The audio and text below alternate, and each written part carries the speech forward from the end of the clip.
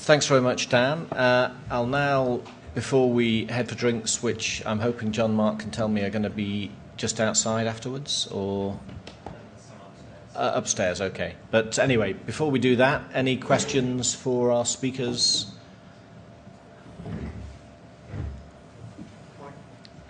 Mike Priestnall. Dan, a question for you on your projections for Portable.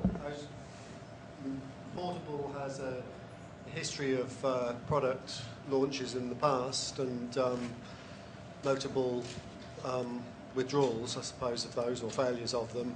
Mobian recently went out of business or stopped operations.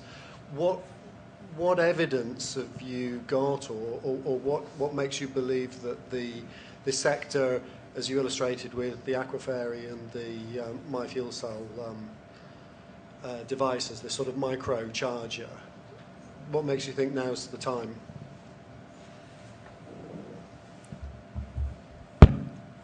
Well, we speak to all the manufacturers, and the Japanese systems, there's obviously been a change in mindset over there with people wanting distributed power and the ability to operate off-grid. So there's certainly something that's happened since March 2011 that has influenced the fuel cell sector in general over there. So with the residential scheme and the portable devices, people are looking for ways to get themselves off-grid. And other devices, I mean, I would imagine it's just a simple argument about cost. The cost of these things have come down now to a point at which it becomes feasible to enter the market. I think the mini pack, you can get one for under 100 quid now. You can buy them off the net, and Horizon have got deals with camping companies, if you like, so retailers of camping equipment, and they're looking to sell their units through those people. So the target market they're looking at is people that spend a long time away from traditional plug sockets. So it won't suit everybody just yet, and you wouldn't expect to see somebody in the office charging their phone with a fuel cell, because they might as well do it from the plug.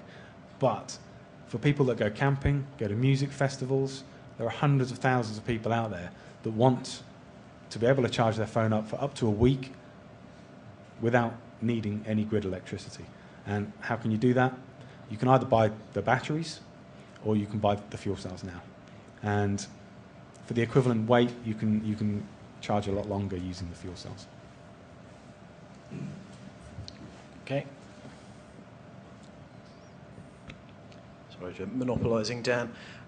Just a quick question. Your projections, are they based on order books? Are they based on, how do you, we're two-thirds of the way through 2012. How certain are you about those numbers?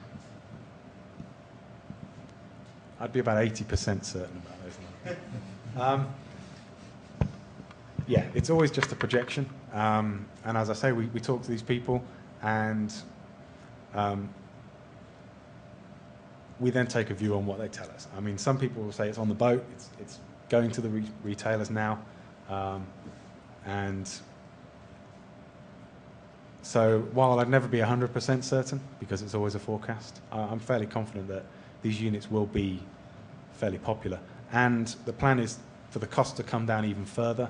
I mean, with the Horizon unit, you can get a home refueling station where you can recharge the hydrogen cartridges yourself at home. And the cost of these will come down. I think it's halved in price in the last couple of years as it is. So they're looking to continue cost reduction, make it more affordable for people. And so we're likely to see this continue, not like the demonstration units, for example, from Toshiba, the Denario that were released a number of years ago, the methanol-powered ones, which was just a one-off production run to demonstrate the technology and hasn't been followed up. But this is planned to be a continued commercial release. Okay.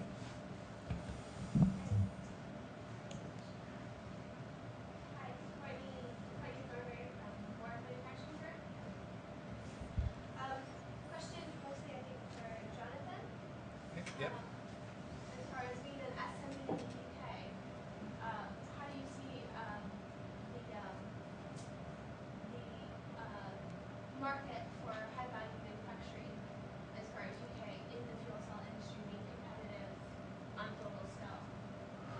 Wow, that's a big question.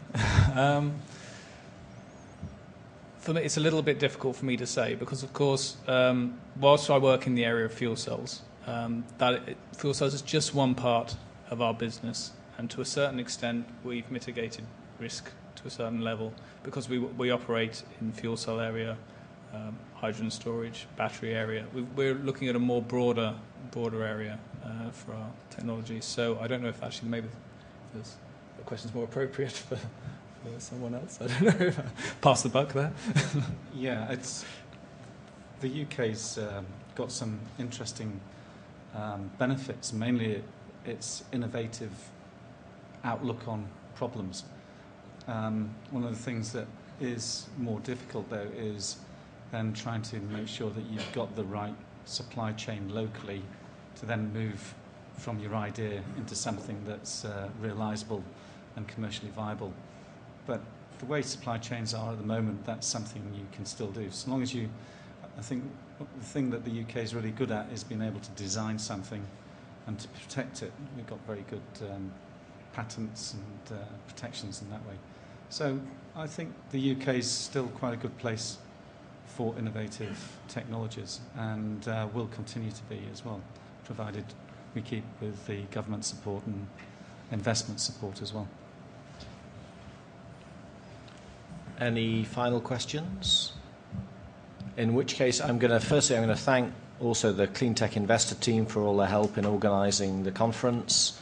Thank John Mark for putting together a great selection of speakers, otherwise he doesn't get any thanks.